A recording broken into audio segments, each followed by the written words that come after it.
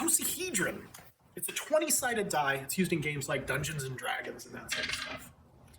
Somebody told me yesterday that it's too complex to cut out on a bandsaw. What? It's just a geometrical shape. Let's prove them wrong. Let's cut an icosahedron out on the bandsaw.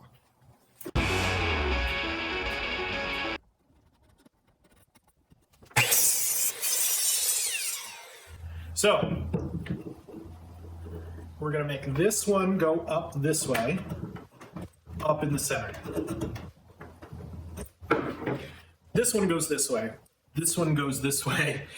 This one goes this way. This one goes this way. We're going to make them alternate. So all of the lines are perpendicular to each other. All right. So when I fit this in here and I see the difference between the angle on this 20-sided die, it's 21 degrees between two of these angles. So I'm going to base everything off of 21 degrees. So 21 degrees, that's what we're going to go with.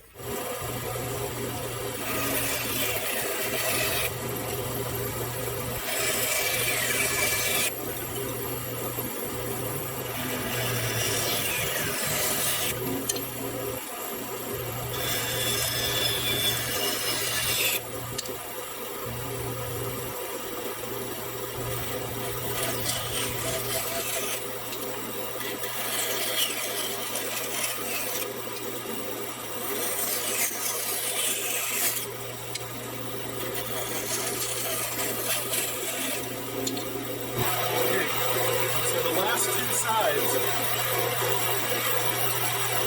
I'm going to have to balance it.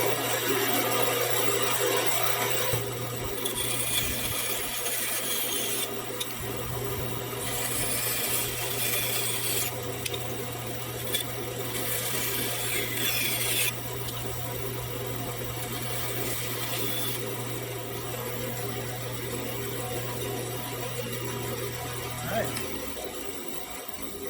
So we're pretty good there.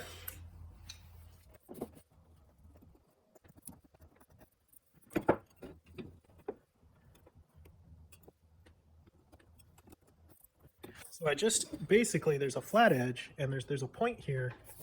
I don't know if you can see that, and a flat edge. And I put these little triangles, and I just to the point and put these little triangles inside every single one. And so you can see that I'm just going to be cutting off these triangles. We'll see if it works. So that it's tempting to change the angle.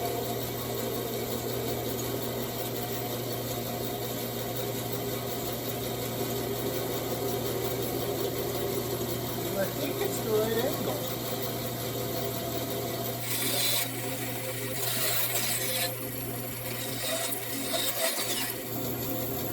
Okay, we got really...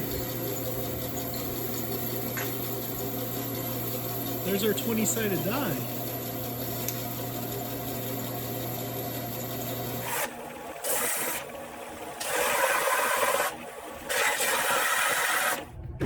Friday Workshop! 20-sided die. 20-sided die. Had to be sanded down a little bit. The original cuts, the initial cuts, I need to get straighter on the initial cuts and get those a little bit more precise, because then it cuts off the next cut. So it took a little bit of sanding to get it down to a good-looking 20-sided die. But yeah, that's the process for making a 20-sided die. And once I kind of narrow that down a little bit more, I think I can pump out quite a few of these. So super excited, and Icosahedron done on the bandsaw. If you like videos like these, please like and subscribe, and click on that bell notification so you can see lots of cool stuff like this. So until next time, see you.